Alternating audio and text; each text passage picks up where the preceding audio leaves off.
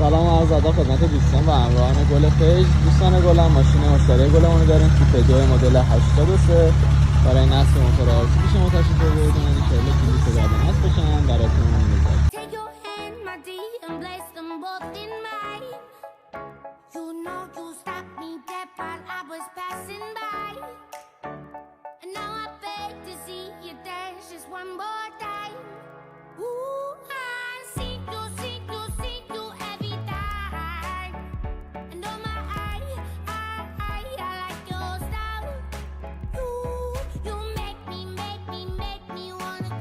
جلوی ماشین کلا براشون جمع شد. تمامی لوله ها سر جای فابریک، لوله فشار ضعیف هیدرولیک همونطور که میبینید از جای فابریک خودش رد شده. تمامی روغنای موتور، روغن گیربکس، روغن هیدرولیک، همه چی کامل ریخته شده. جهت روشن شدن ماشین انشالله بریم برای تبدیل سیمکشی رابطش به سیمکشی آرسی. تبدیل سیمکشی رابط آقا محمد گلمون هم انجام شد. بریم برای اولین استارت بزن.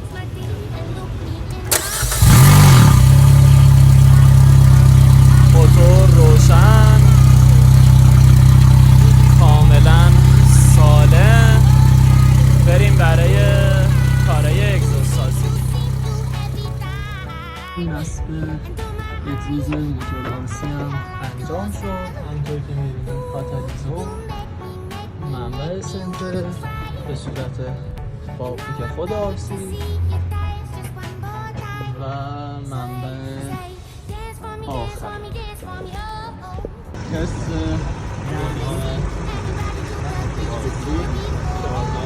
آرسی آقا محمد گلمون هم آوردیم برای گاز کولر در مجموعه تهران کولر.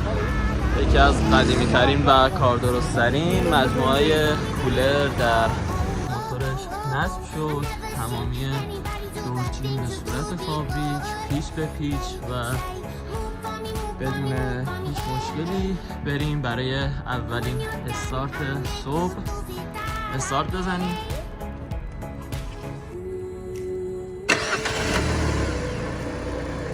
ماشین بدون کمترین مشکل استارت خورد. صدای موتور کاملا به صورت فابریک و بدون صدای اضافی. ماشین بدون چراغ چک و سیستم اگزوزش. گاز بدیم.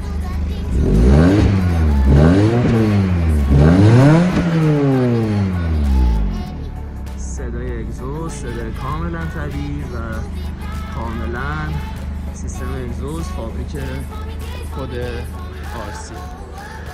ممنون از همراهی شما دوستان گلم توی این پروژه.